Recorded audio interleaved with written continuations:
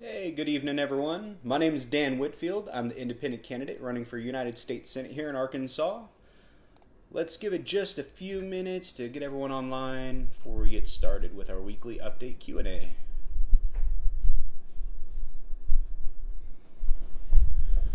All right. What's up, baby girl? Right, so I'm gonna let a few people get on real quick, and then I'm gonna share our stream over like my Twitter and all that other good stuff real quick.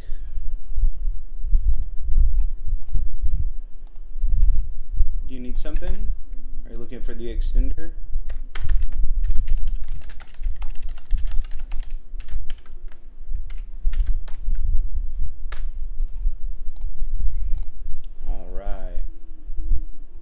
So I've got it shared.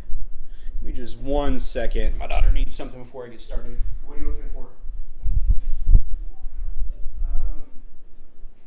You got it? You good? Okay.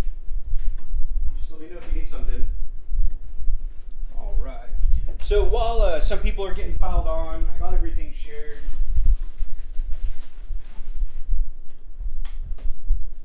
Grab some water.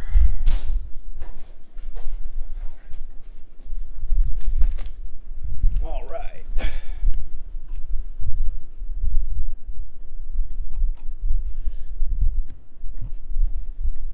Okay. Awesome. So y'all saw I'm wearing shorts and not a suit. Wonderful. My bad. So, my name's Dan Whitfield. I'm the independent candidate running for United States Senate here in Arkansas. Every Saturday night around like 6 p.m. I do a weekly live stream update and Q&A where I kind of go over what we did for the prior week, current events and what's going to happen in the following week. So, let's start with on Wednesday we did our trivia, and that was a lot of fun. Our topic this week was why Tom Cotton is bad for America. So, I had a good time. We had a pretty good turnout because a lot of people want to know more facts about who their representative actually is. Our round one had started off with basically finances, where Tom Cotton's money has come from, where his money is going, and things like that. And you can actually go to opensecrets.org, type in any of the, your representatives' names from your presidential candidates to your current legislators to ex-legislators. And you can actually see where their money's coming from, what lobbyists have donated to them, and you can even see who they have themselves donated money to. So make sure you check out opensecrets.org to learn more about the people that are representing you and how they're representing you. Another good website, let's see, I'll go this way. So round two was more about things, that he has done that was bad, such as, violating the Logan Act and sending the 47 senator letter over to the Iranian government back in like 2016 or 15, one of those 2 years. Who does Tom Cotton think is responsible for the low wages of the working class? That was a fun question. The answer was immigrants. I didn't know Tom Cotton thought immigrants were responsible for our low wages.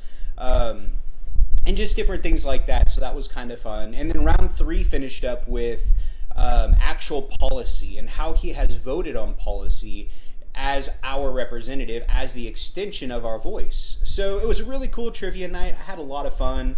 There were a lot of really good questions. It was a long day. I had just finished a different interview and went straight into it. So I was kind of tired. But I had a good time, and I hope you all had fun too.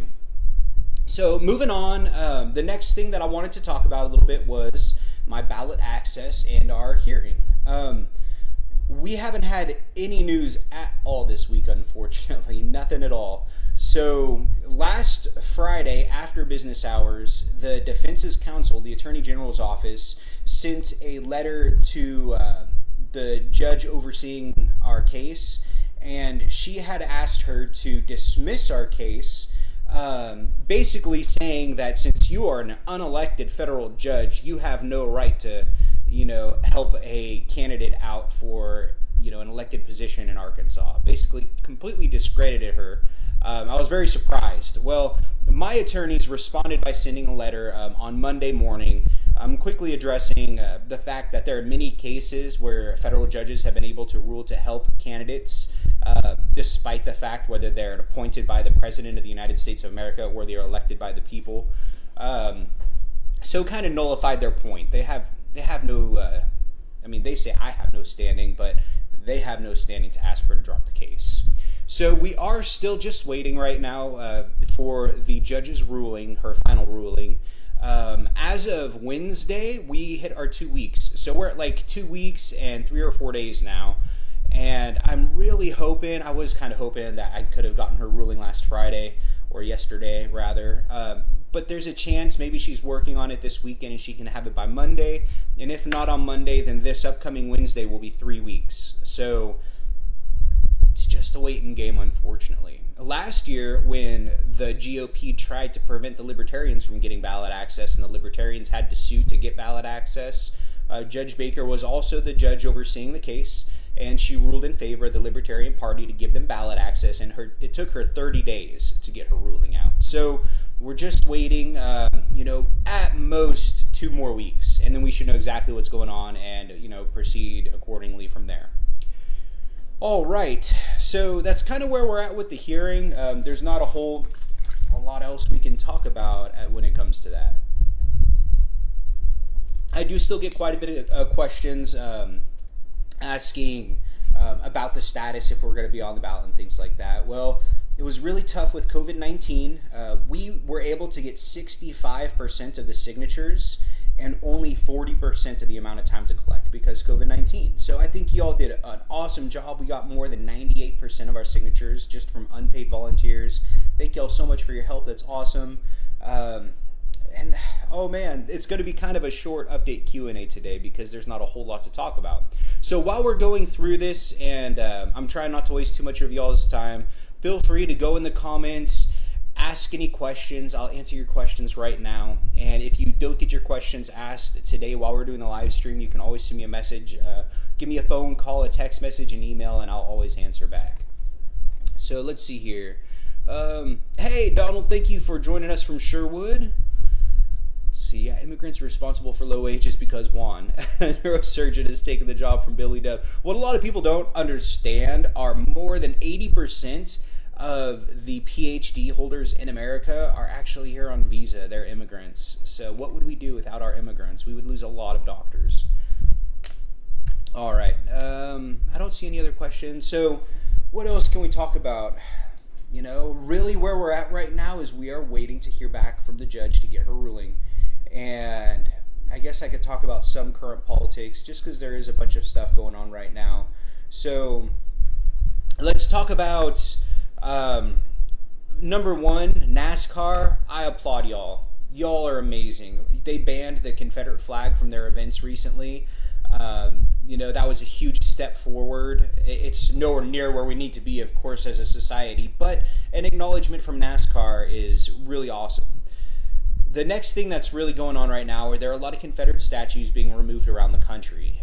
We have actually finally got the Daughters of the Confederacy to agree to move the statue from the Bentonville Square onto a private cemetery. So they've been making progress there as well, even here in our little neck of the woods up in northwest Arkansas.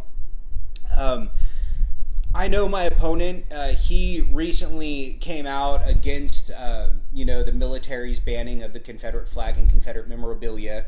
And he actually inadvertently came up with the coolest name ever. So I think changing the name of the Washington Monument shouldn't be very high on our priority or our to-do list. There are many more important things going on, especially talking about the fact that we have so many Americans who are still filing for unemployment, who have no job, and who need help right now. But since you decided to bring it up, as long as it's not high on our priorities, I think the obelisk of wokeness, that is the coolest name ever.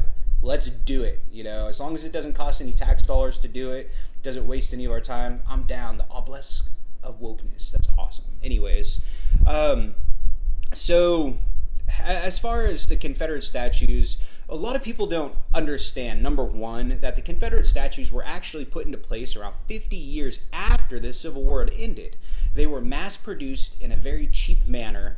A lot of them don't even represent actual people. They represent unknown people. It's just a symbol of the Confederacy that was put into place to keep slaves afraid. We need to eventually get rid of Confederate statues. There are some important people. I'm not saying we should rewrite history or forget about history, but if you can't remember what you were taught in school because there's no statue sitting a few cities over in a square, then you should probably go and take another history class. I don't think it's a big deal to remove Confederate statues. I just think that we shouldn't spend too much time or money on them. We should be focusing more on the epidemic at hand, because we are still in a national emergency, a state emergency, and worldwide pandemic. We cannot forget about COVID-19. We just saw yesterday 731 new cases in one single day. By far our greatest day of COVID cases. Washington Regional Hospital in Springdale, they actually had just put out a press release stating that their hospital usage, their COVID cases at that one hospital was up 350%. So we need to be taking this seriously. This is just the spike that's coming after Memorial Day. I know a lot of people are out and about right now. It's freaking gorgeous outside. It's like 89 degrees. I would love to be at the lake. I'd love to be at the river enjoying myself. Since I have a high-risk family, we're not doing those things. We are staying home and keeping ourselves away from that risk. But make sure if you're out there, if you're out at the river or on the lake, try to just, stay 6 feet apart if you don't want to wear a mask. Just try to, implement some social distancing between yourself and other people. If you're out there in public, wear a mask. It's not a really hard concept. I've been, people like to argue on social media, of course. So I have been having 550 new cases today, which is our second highest amount of cases in a 24-hour period after the 731. I believe our highest day was 455 a few weeks ago up until now. So just practice your social distancing. I have been hearing a lot of people say that there's no point to wear a mask, that it is a Democratic hoax, that scientists say masks don't help, that they can still smell stuff through a mask, so it's not doing anything. The fact is, masks do help. They're not going to keep you 100% safe, but they have been proven where if you are in a car with someone who has COVID-19, within 10 minutes, you're probably going to have it as well. If you're in a car wearing a mask and the person next to you has a mask on as well, it can take up to 20 minutes before you get infected with COVID-19. So it's not 100%, but it does help, and we have to do everything we can to help those around us and to keep ourselves safe at the same time. But I've been having a lot of those arguments. It's usually with conservatives. I understand, I feel like our state administration here has really dropped the ball. They've really put party politics above public health concerns, and I really wish that they would put people above profits. Sorry, for the first time in a long time, I actually took a nap earlier. I woke up from my nap, I'm like, oh man, I've got my live stream, so I hopped in the shower, grabbed some emergency, and here I am. Alright, so moving on. COVID-19, wear a mask, social distance, it's getting worse. We are in a new spike. Keep yourselves and your family safe. Like I said, this is going to be kind of a short live stream. I don't really have a lot of new stuff to add. Can you think of anything to add? Does Tom Cotton still maintain that farmers... Here, I can read it from here. Let's see.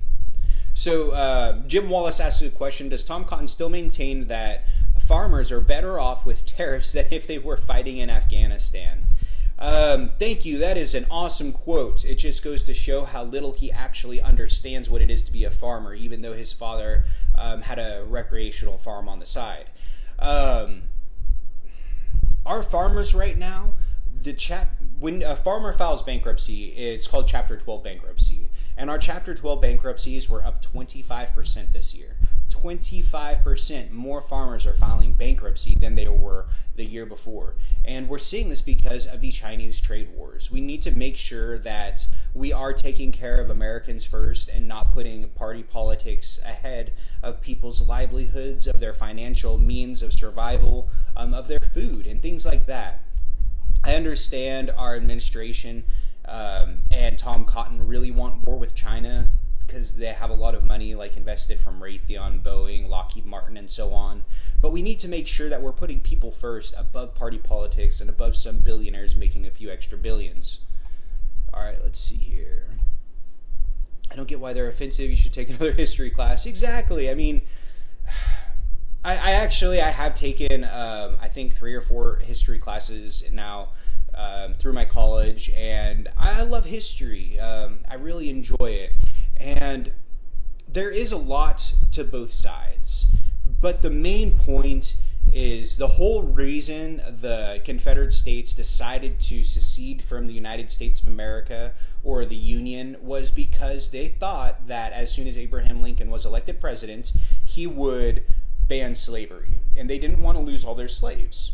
Well, fun fact for those of y'all that don't know, we had actually refused to secede from the Union, and we stayed in the Union longer than a lot of other states. I think there were more than 7 who had left before us.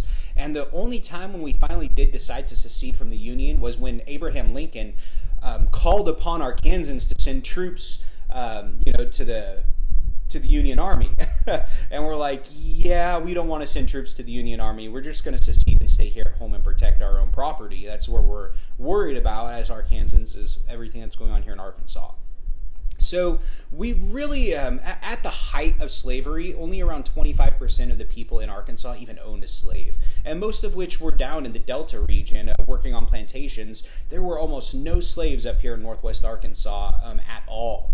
Most of the people here in Northwest Arkansas were like from, Missouri and northern states who were coming down and trying to find cheaper land. Moving on, though, this is not a history class. 550 new cases today. That's crazy. Please wear masks. They keep your droplets from spreading to others. Absolutely. The CDC just yesterday put out a new press release and update saying that masks do help. Make sure if you're in a gathering, you're wearing a mask. I'm very upset about how Asa has decided to give up any backbone to guide our state. Absolutely. He has dropped the ball since the very beginning. We were one of only 4 states not to close down. And the problem is our administration, our elected officials, they don't care about Arkansans. They care about business. We saw that back when we had the historic flooding in Fort Smith just last year. After the historic flooding, they flew Asa Hutchinson over in a helicopter over to Fort Smith. They flew Tom Cotton over. I believe Bozeman was there as well. And you know what they did? These pompous men stood there on the dam, smiling, hands, oh yeah, we just toured the area in a helicopter, blah, blah, blah, blah, blah. And we need to make sure that we get this taken care of because this is costing businesses $1 million a day.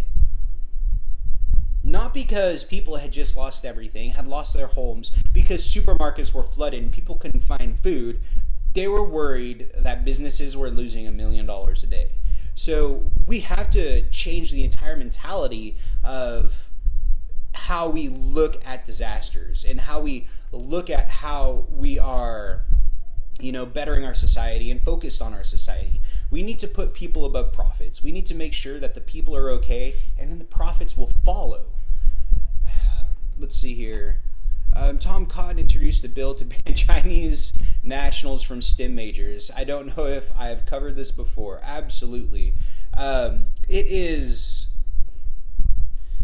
The Chinese government is not sending a whole bunch of students here to learn about engineering and physics just to steal our secrets and take them back to China.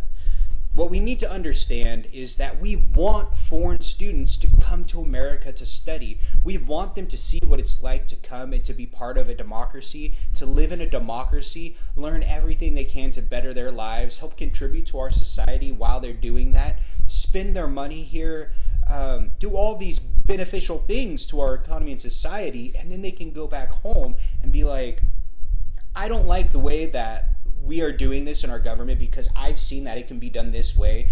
I think we should do something and try to have change to make it this way. That's how you spread democracy. You show people the benefits of democracy and let them bring those benefits back home. You don't just go over there with a bunch of smart missiles and start bombing civilians. You don't starve one of the things that actually recently came up the other day that really bothered me is in Syria right now. Syria is under siege. They have been completely surrounded on all sides of their borders, and the Israeli and the American army we have them under siege. And now there are videos surfacing that the Israeli army is burning their fields. They're burning their food to starve them out. I did want to mention that. That was really important.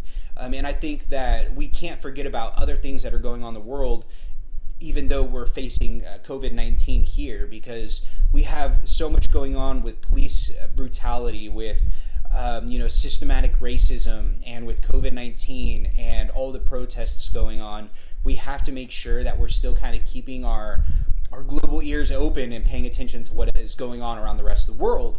And this is very important because a lot of people don't even know this, but just 2 weeks ago, while everything was going on, our legislators, our representatives, just voted on the Freedom Act. They just voted to extend the Patriot Act by another basically 4 years.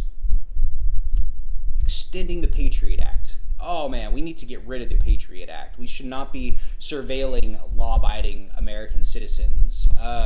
But they do a bunch of things like that while we're not paying attention. So you have to make sure you're vigilant and pay attention to what's going on.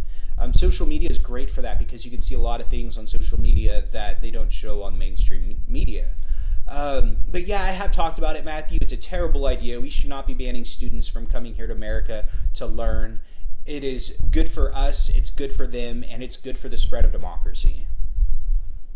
Let's see. Dan Whitfield is the only candidate running against Tom Cotton, the only guy who voted against secession. The first governor of Arkansas when Arkansas rejoined the Union. Yeah. I wish I remembered his name from history. But, I'm moving on. While waiting for the judge's decision on ballot access, what is it that supporters can do to help? Okay, so I have actually been getting a lot of phone calls, a lot of people asking how they can help, emails, text messages, and so on. The best way to help right now is if you go on Facebook, just search Volunteers for Dan Whitfield, and you'll see our private group up there. Apply to join a private group. I'll get you in there. The announcement at the top basically is just asking what you do for a living, how you can help, and just make your vote on there so we can get everyone organized. And we're just working on getting organized at this point. So spread the word. If you want to help unseat Tom Cotton, join our group. And once we do have our ballot access, we're going into 100% campaign mode. I already have the funds set aside for yard signs. So as soon as we get the word, we're going to purchase our yard signs. We're going to make sure we get those distributed evenly throughout the state.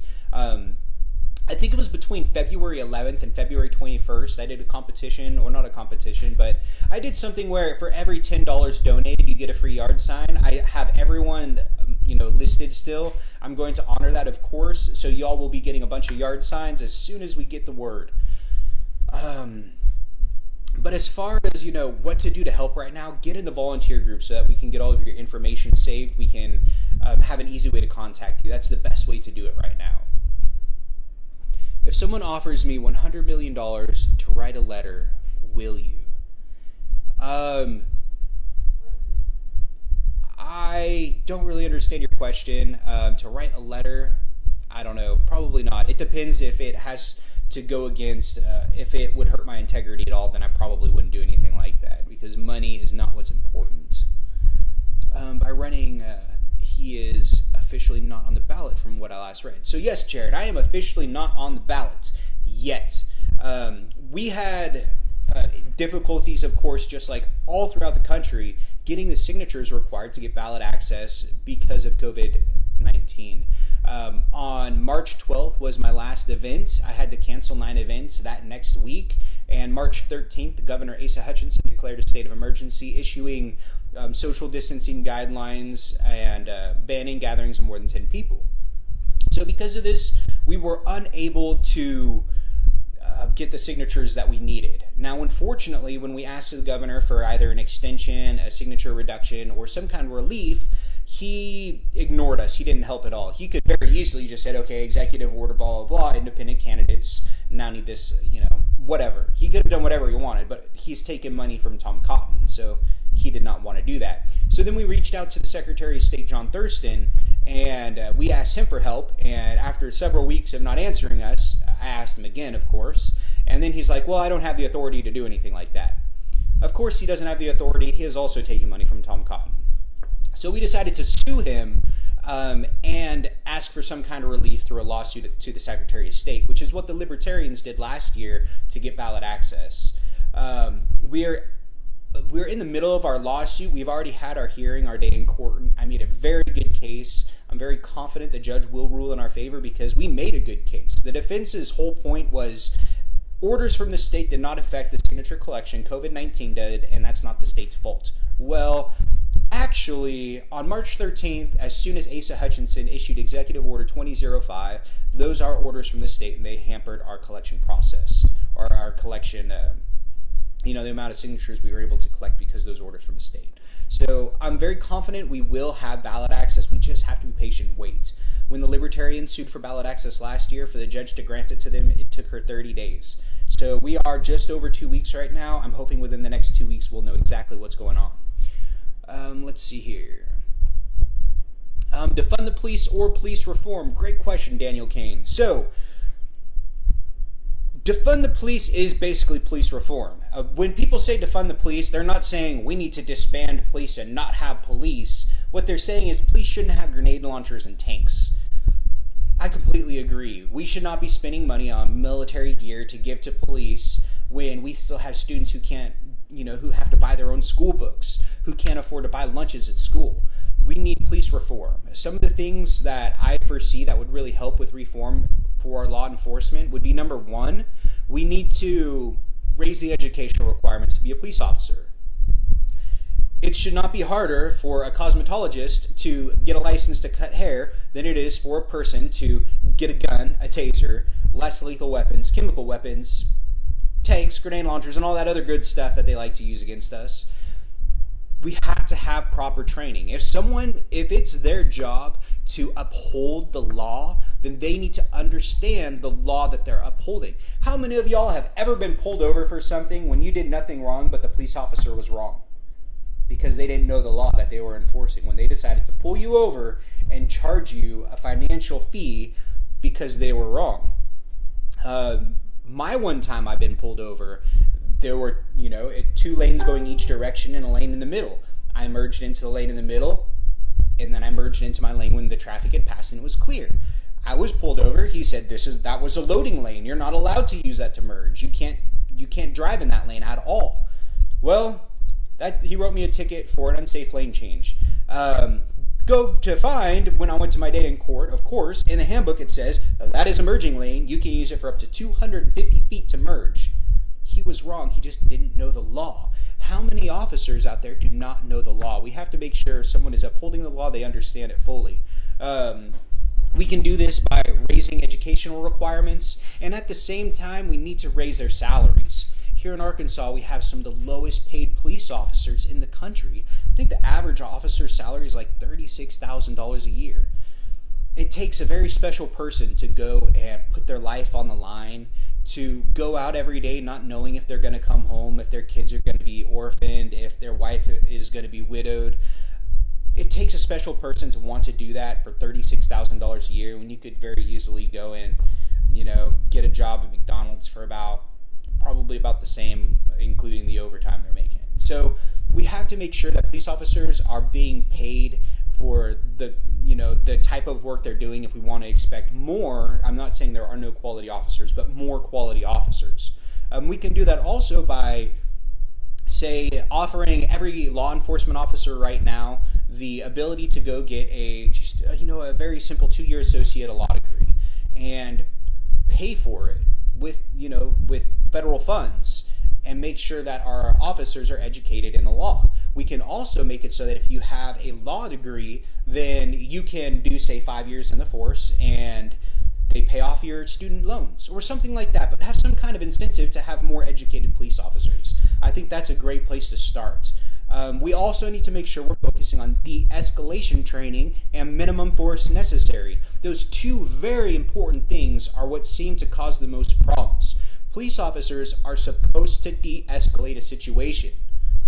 It's not that hard. That's honestly why I'm running for office, so I can go into the Senate and de-escalate the situation we have where we have these polarized opposite parties that are just bickering back and forth, not getting anything accomplished. I want to go in there and mediate solutions across the aisle. We need to focus on de-escalation training. Minimum force necessary is another really important thing. You shouldn't go in there ready to use lethal force to kill someone, not even understanding what the situation is. Minimum force necessary. That doesn't mean, here's an 80-pound, 14-year-old kid, I'm going to pick him up by his neck, choke slam him to the ground, get on top of him, and tie him up like a hog. That is not how it works. That is not minimum force necessary. We need to focus on these things, and the only other thing to, help with the minimum force necessary in de-escalation is community review panels. We have to have a community board to determine whether or not internal affairs has properly investigated a situation. I know internal affairs, they do their job for the most part, but the problem is if the police can't start policing the police, then we need to have our communities hold the police that are policing the police accountable for the way that they rule in the favor of an officer or against an officer. But we have to have some kind of community review panel. And then, we keep seeing like how much money we're spending. I think in Little Rock it was like $96 million a year we spend towards the police department in Little Rock. That's a lot of money. We need to make sure, I know police unions lobby a lot of money into our legislators' pockets. We need to make sure that we're not using police union lobbyists to funnel our taxes into their departments. We need to figure out, what we need to do honestly is we need to audit all of the police departments in our state, figure out if the money is being spent properly, and then trim the fat. Let's see here. I'm honestly terrified that Tom Cotton wants Antifa branded as terrorists. I honestly think it's incredibly dangerous considering how theoretically any American citizen out protesting could be arrested and treated as a terrorist just because they are a suspected member of Antifa, which is very interesting to bring that up. I believe Antifa is now labeled a terrorist group. What is Antifa? Can anybody answer that? What is Antifa? What does Antifa stand for? Antifa is the anti-fascist movement, anti-Nazi. We're all of us should be anti-fascist and anti-Nazi. That's why our grandfathers and our great-grandfathers and our great-grandmothers, that's why they went to war and died so that they could kill the fascist Nazis. Antifa is not a group, it's a state of mind. It's a state of anti-fascism, totalitarianism, anti-authoritarian. We have to make sure that that we understand what Antifa is before we label them as terrorists. Because since someone is labeled an Antifa terrorist, you could literally go out into a protest and say, I am against fascism, and you can be arrested indefinitely with no trial because you are now a terrorist. So we do have to be very careful in our police state and what it is becoming. Why do they have to be exclusive? Let's see, LOL, $1 million. Even still, it's not about money. Hi, Allison. Thank you for joining us. Sorry, I'm trying to catch up on some of these comments. I know there's a lot on here. Allison, if you want a yard sign, we'll make sure to get you a yard sign. Make sure you join our volunteer group because there will be yard sign distributors throughout the state so that we'll be able to publish who has signs and where to get one from. So if someone offered me $1 million, will I take it? I will not take $1 million because that's not what it's about. It's not about money. And offer me $1 million for what? Are they offering me $1 million to take a selfie with me? Are they offering me $1 million to do something unethical? Be more clear and I'll answer your question for you.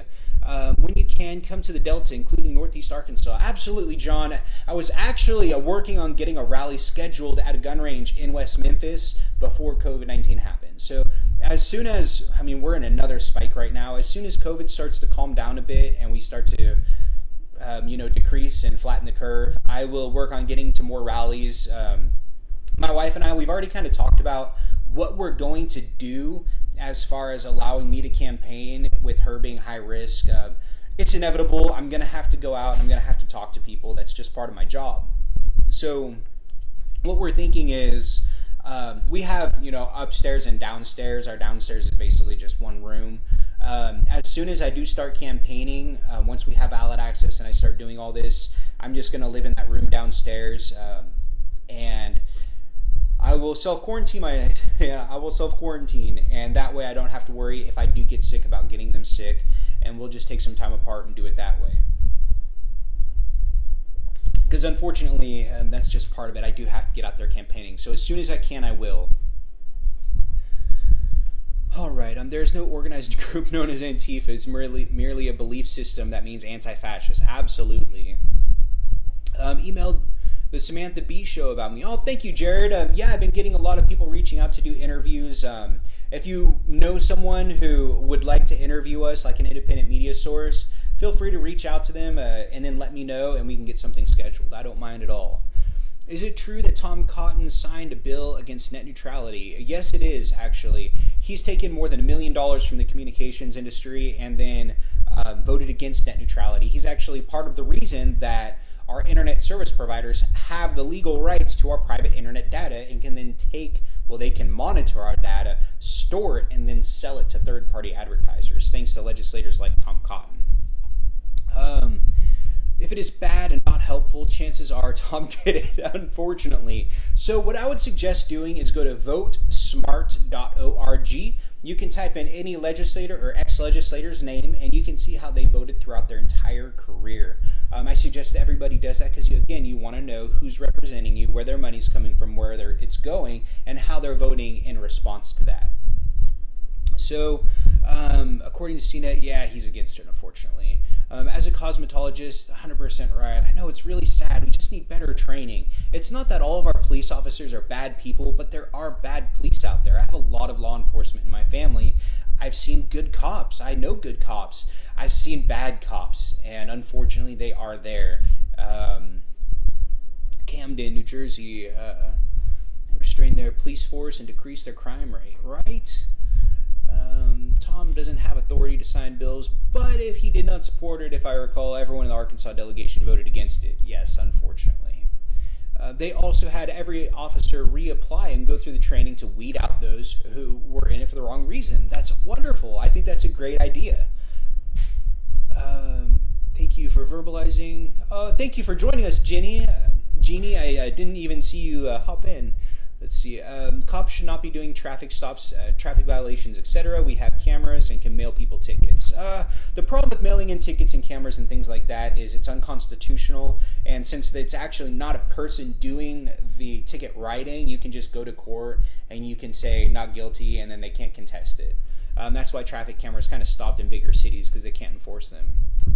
And in fact, it's actually a private company who owned a lot of those traffic companies or, traffic cameras, and they were just pocketing all this money. It wasn't even like that money that they were finding people was going back into our society.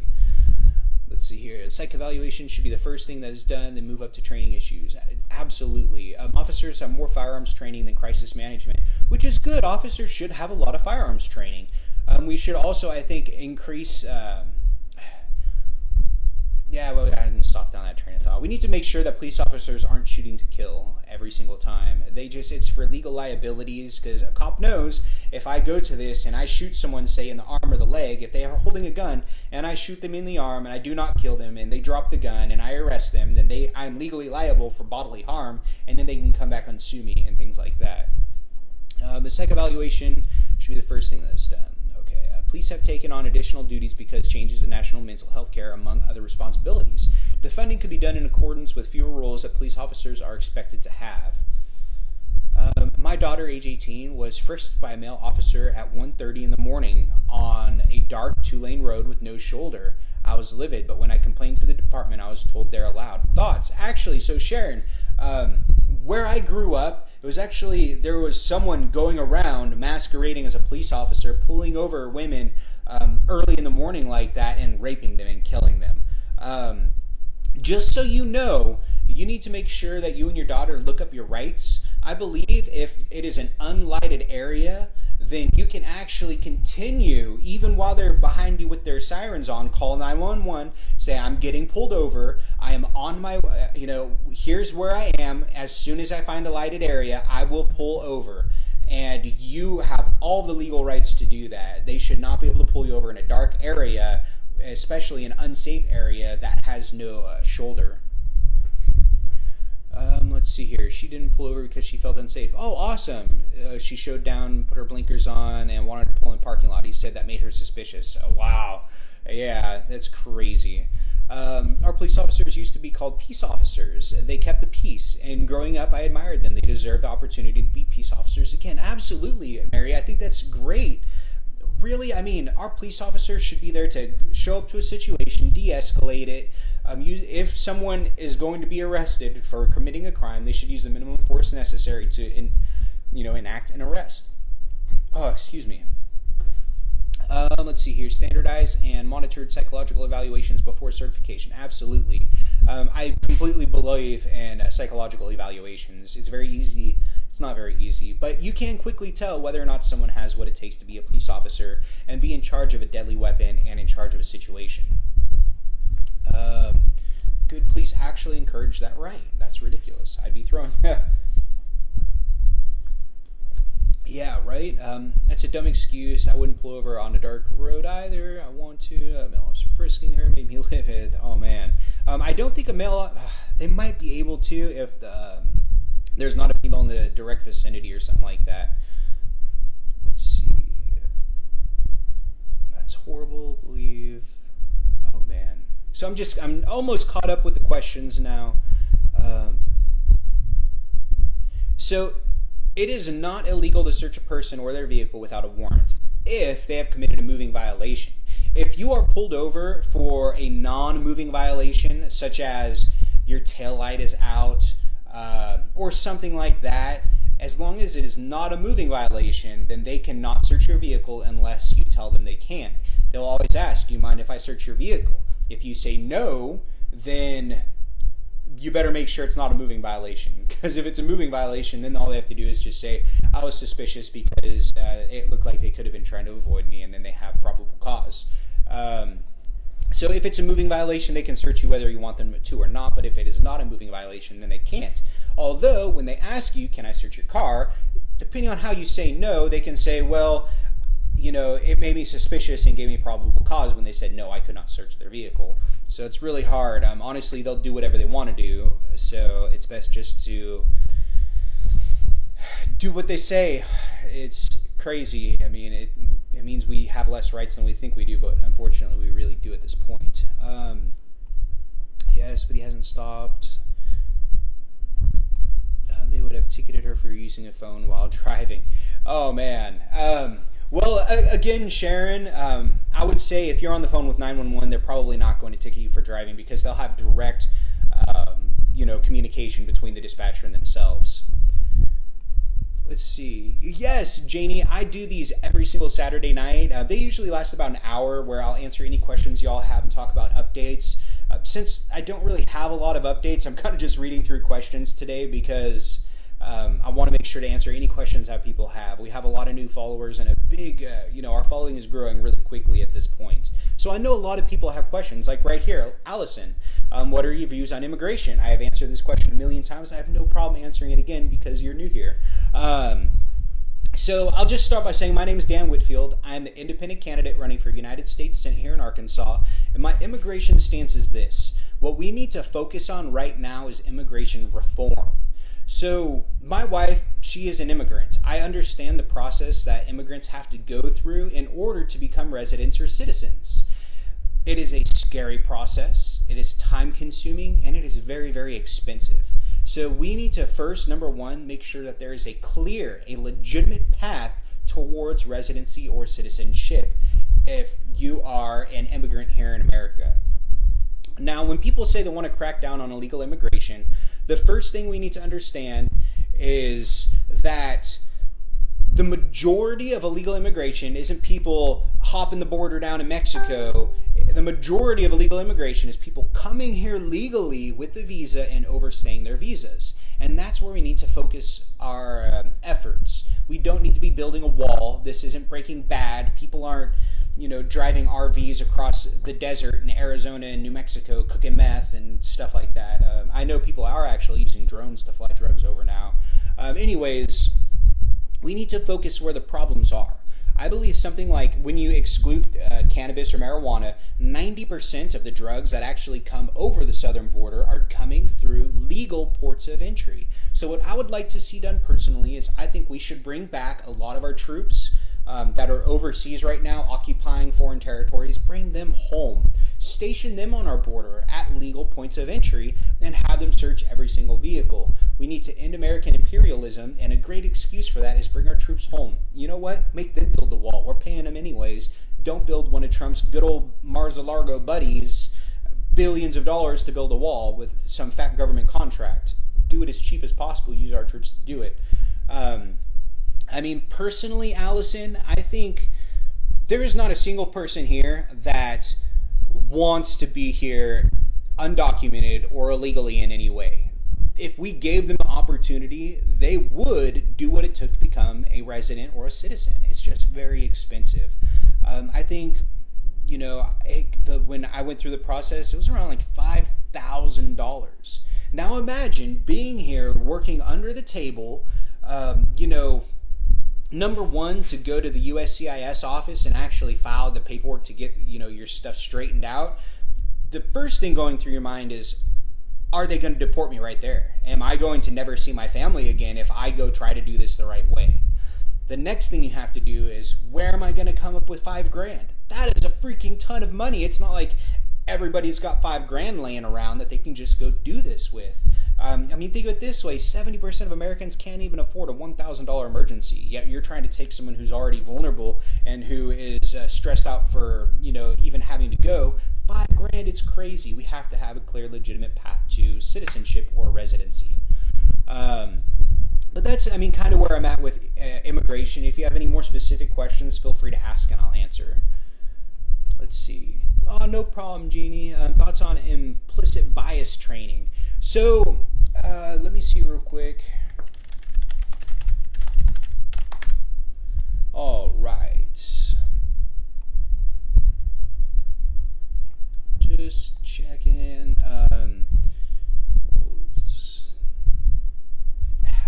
I don't have any specific thoughts on implicit bias training. It's just, I don't know, man. I can't even answer that question for you. Don't be biased. Don't be racist. Am I a veteran? Chris, I'm actually not a veteran. Both of my two brothers are veterans. My brother-in-law is a veteran. My best friend's a veteran. My uncles are all veterans. I was like the first male in my family not to join the military. Instead, I went to work and then I started a family. And I have nothing against the United States military in any way. I see a lot of the problems that our soldiers do face before going overseas, and after they come home. And rebuilding the VA is a very important thing, and it's very important to me until we end the tragedy of 22 a day. As long as we have 22 veterans every single day committing suicide, there's a problem, and we need to make sure we do focus on rebuilding the VA so that it's more focused on care towards our troops. One thing I do want to do is I want to have a whole panel of doctors, of veterans, of psychologists come together and figure out a way that we can actually make the VA start to work for people. The VA was so bad here in Fayetteville that my brother-in-law literally got up and moved his family to Oregon to get better VA care. And after he moved his family to Oregon, he got the surgery he needed. It relieved his back pain. His quality of life went up instantly. Whereas the people here in Fayetteville were unable to do that for him. They had him focused on other things. So we have a lot of problems in the VA. We need to rebuild it from the ground up. Let me see real quick. Should let them search your car. Nothing to hide. Yeah, right. It sucks. Even though they legally don't have the right to search my car, I'll probably just let them do it. Even if, there's something illegal in my car, you're better off just saying, just search my car. As long as it's not like, something super crazy, they probably won't even really care that much. They'll care a lot more if you tell them no, and then they have to start being dicks about it. You do not have to the right to search if it's a moving violation, only with probable cause or a warrant from our LEO.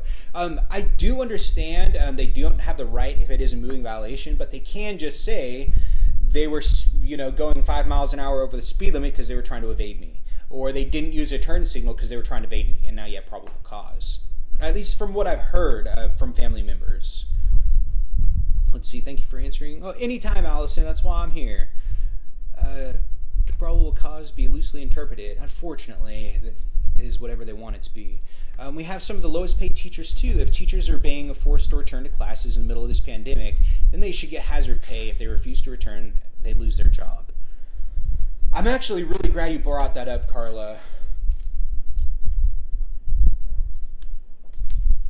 It's really sad. So I actually had just got an email from the Bentonville School District. They basically said that they are putting students back in classrooms in August. And if you want to continue virtual learning for your child, that it is okay.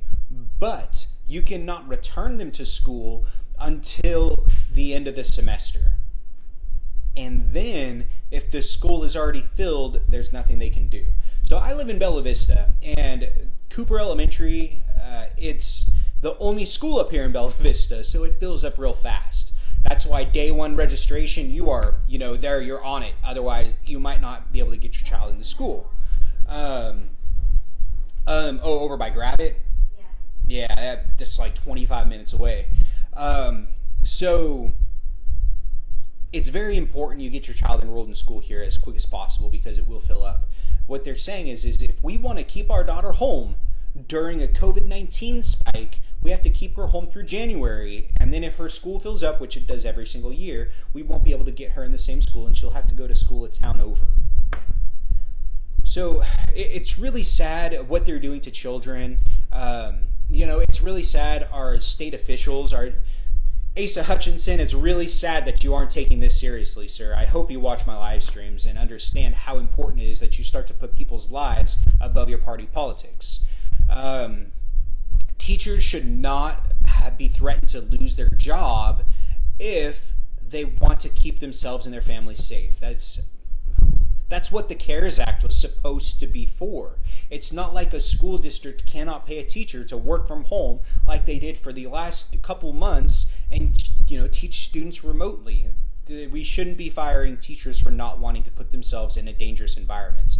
And we shouldn't be punishing children for not wanting to put children in a dangerous environment. I could understand, if we want to keep your child, learning virtually until after the, curve starts to flatten or after the spikes.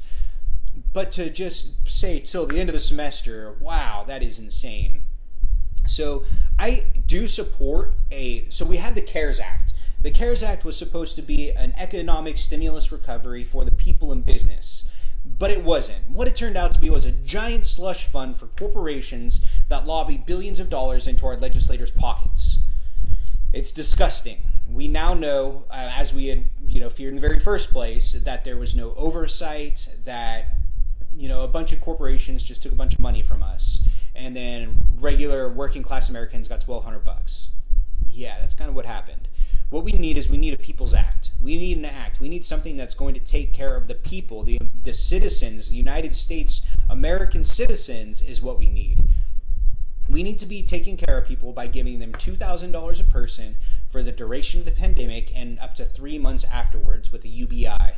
That's the only way that we're going to make it through this. People are losing their jobs. People are losing their health insurance because they can't pay their premiums. People are losing their homes. They're getting evicted because they don't have a job because they're unemployed. July 31st is the end of our extra $600 a week for the, COVID relief. What are people going to do after July 31st? That's $2,000 a month people are going to start losing. How are you going to pay your bills? We need a People's Act, something that's going to pay for and take care of the people throughout the rest of this pandemic. And that right there should be helping teachers as well. We should be helping our teachers, allowing them to work from home. Do not have the right to search if it's a moving violation, only with probable cause. I'll have to look into it. I mean, legally, maybe not, but it's not like law enforcement always does what's legal. It cost me about that much, $5,000 since I started my visa process until I obtained permanent residency. It is very expensive, and a lot of people don't understand that. Citizenship was another $1,000 or more. Yeah. Please explore your implicit biases. Google implicit bias. I have it Googled and pulled up right now. It was just more than I wanted to read through while I'm doing my live stream, so I will run through the UCLA Equity Division Act 1 here soon. Am I a dog person or a cat person? Oh, hold on, I skipped some. I'll work my way down to that.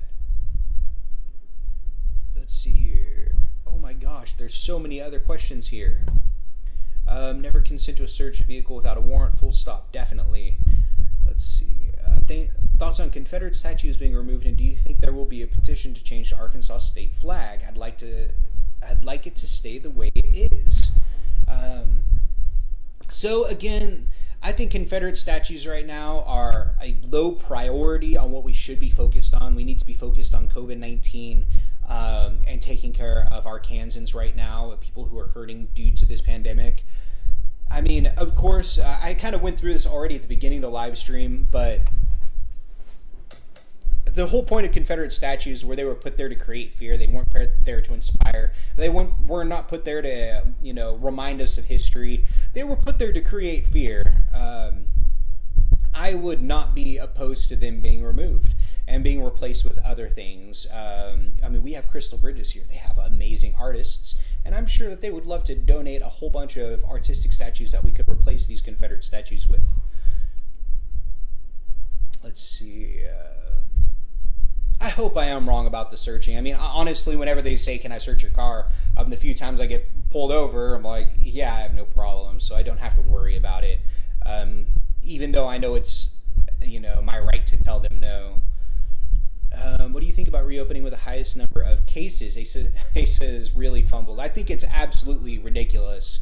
Again, he's put party politics in front of what's best for our Kansans, and I think it's very telling about who he is and how he represents us. And we can see that actually really, really clearly with how he was 100% full support of mail-in absentee balloting. 100%. He understands the importance of an election, the importance of keeping people safe. He even had videos out there being circulated with his support for mail-in ballots. Then he meets with Donald Trump, and that night, oh, my bad. I didn't mean I support absentee mail-in ballots. I meant I support early voting. I mean, completely ridiculous. 100% flip after talking with Donald Trump. So we have to make sure that party politics are not what's more important than taking care of our Kansans. Our Kansans need to come first. Signed up on the volunteer. Thank you so much for joining us, Nathan. I appreciate it. Never consent. Be polite, be respectful, but never consent. Am I a dog person or a cat person? All right, back down to this question. So, I've had dogs. I've had cats. Personally, I prefer cats because when I was working in the oil field, I could leave it for days at a time, and you can't just have a dog and leave for days at a time, where you can do that with cats. They're just less maintenance. And I'm not a huge drool guy. I don't like to be drooled on real big. So cats are better. They're usually more watchers than partakers. But I love them both. I grew up with dogs, and I've had dogs and cats. I just found cats are a little bit easier. I heard Dan wants a fox. Yes, I want a fox. Thank you, Jim, for bringing that up. Foxes are dope. I would love a fox. And they're actually here natural in Arkansas, too. So I would love a fox that can go outside and come inside and be like my little buddy. That would be pretty cool. You can actually, one of the few states you can own a fox as a pet is Arkansas. And that's because I had my cat, my last baby girl. I had her for 7 years. And she was always inside only. I never let her outdoors. And then I started letting her go in and out, and she disappeared. And it devastated me. I was super it was terrible. I was really sad. That's why I want a fox, something I don't have to worry about coming in and out and not coming back one day. Great point. $500 billion to big businesses, $500 billion to a corporate slush fund, zero accountability, zero oversight. We don't even know who got what. It's crazy. Does he drive a Tucker? Let's see here. It was trillions that went to corporations. Mysteriously, 500 billion is unaccounted for. Yet billionaires have profited by 434 billion since the pandemic began. I wonder how much Trump's failing companies got. And that's not even to mention the trillions of dollars that was injected into the stock market. Don't forget about that extra money too. We're gonna have to pay for eventually. Do I encourage absentee voting for this election in November? Absolutely, 100%. Definitely. We have to have mail-in votes. We don't even need mail-in votes. We can vote online. They have the security, the technology, the software to do that. We need to figure something out so that we don't have to worry about things that were going on, like just in Georgia. Last week, people who were in line from 5 o'clock in the morning until 5 o'clock at night because there was one voting machine in precincts when all the other precincts were around were closed, and then it broke, and people were like, what do? They wouldn't give out write-out ballots. I think one Georgia polling place said, we're not going to let anyone do a provisional ballot because we don't have our own pins for people to use. So we have to make sure we have some kind of way for people to be able to vote in November safely. Otherwise, I'm really honestly worried that they're going to cancel the November elections. But we'll have to wait and see what happens. Let's see here. Yeah, again, cats are easy. Any chance I'll run for governor in the future? Probably not, Sharon. I'm not a politician. I'm a regular dude. I just see the corruption in our government, and I feel like it's my duty to stand up and do something about it. I think that a representative, like an elected official, an elected representative, should be a contributing member to society, should have lived in different stages of our society so that we understand as much as possible that all of the different people are going through. Serve with integrity and honor and duty for your 1 or 2 terms, and then go back to working in society and being a contributing member again. So when I beat Tom Cotton in November, I will serve 1 term. I will not run a re-election campaign. I'm not going to spend your money. I'm not going to spend my time campaigning. If I'm doing a good job, my name will be on the ballot. Y'all can vote for me a second time. I have already signed a term limits pledge. I won't run a 3rd term. I'll just serve my 2. Do I believe in any conspiracy theories? Oh, well, I don't know how to answer that question because technically the term conspiracy theory was created by the CIA to discredit people who kind of knew what was really going on. So I don't know if there's any conspiracy theories that I would say I could believe in because I don't really agree with the term. It's just... let's see. I think the DNC screwed Bernie out of the election. Absolutely, they did. I know it's really not popular to talk about, but the DNC used voter fraud and voter suppression to rig an election. And then when they were taken to court over it, the judge ruled, yes, the DNC they cheated their own election, but it's a private entity. It's a private corporation, so they can do whatever they want. They didn't break any laws. I'm not a Democrat. I'm an independent. I don't believe that representatives should answer to political corporations. I think representatives should answer to their constituents. Term limits, my wife's favorite repeat. I wish a place the Confederate monuments would put a copy of the Constitution with a reminder of the United that we stand. Yeah, that would be really cool. I think a Declaration of Independence would be really good in there too. But let's see. So we're running about an hour and 5 minutes in now. I think I've answered all of the questions. I know sometimes Facebook doesn't show me all the questions that you all do ask while I'm live streaming. So if you guys have any more questions, feel free to keep asking them and I'll answer. I'm going to do just kind of a quick summary and review real quick. I'll answer any other questions after I finish my summary, and then we'll call it an evening. Y'all can go about the rest of your night. My wife and I, we are baking dinner rolls tonight. We made a ube last week, just before our live stream, which is basically, it's a Filipino dinner roll with cheese in the middle. It's freaking delicious. So what we're doing today is I'm going to take some dinner rolls and maybe put a little bit of cheese and corned beef in them. Anyways, moving on. So I guess we'll just finish up this way. My name's Dan Whitfield. I am the independent candidate running for United States Senate here in Arkansas. I'm an independent because I believe that a representative should answer to their constituents and not a political party. I'm a working class guy. I'm a full-time student. I'm pursuing my degree. I just see the corruption in our government, and I feel like we need to do something to change it, and sitting around isn't going to do that. A little bit about what we talked about so far was on Wednesday we did our weekly trivia. Every single Wednesday night at 7 p.m. I do a weekly trivia. I'm not sure what the topic's going to be this week. This last Wednesday our topic was why Tom Cotton is bad for America. Had a lot of fun. Taught people a lot of information that people should know about our Representative Tom Cotton. Yeah, I mean, if you guys have any suggestions for what our topic is going to be for Wednesday trivia, go ahead and make a post on my page. We can get votes on it and things like that.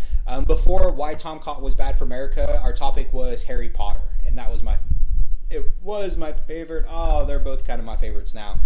So maybe we can do like Star Wars or I don't know, something else. But think of a topic, make a post. We'll get a poll going for our weekly Wednesday night trivia that's coming up on next Wednesday. We're still waiting for the ruling from the Honorable Judge Baker.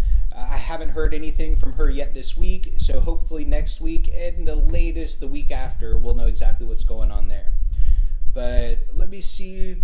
I know I love Star Wars. We do Star Wars 1. My favorite period of my daughter's life so far was when she discovered the Clone Wars. I think she was like 5, and she discovered Clone Wars, and I got to watch the Clone Wars with her. That was pretty awesome.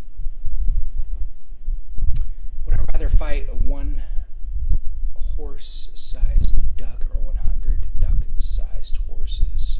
It reminds me of a question from Hot Rod. A taco or a burrito? Let's see here. I would rather fight. If I defeated the horse-sized duck, could I ride on its back and it fly me around? That would be pretty cool. Okay. Same cookies. Well, I'm just trying to be patient with her. I don't want to be rude or pushy or anything like that. I'll just give her time. I know it took her 30 days for the last one. She's very, very thorough. So we'll just be patient. We gotta be patient. But awesome. What are my views on women's reproductive rights? I've been wondering. Really like my posts. Thank you for the question, Leslie. I am pro-life, but I am still pro-choice. If you go to replacetomcotton.com, click on campaign, and click on issues at the very bottom, I wrote a short essay. It's called The 5 Greatest Hours.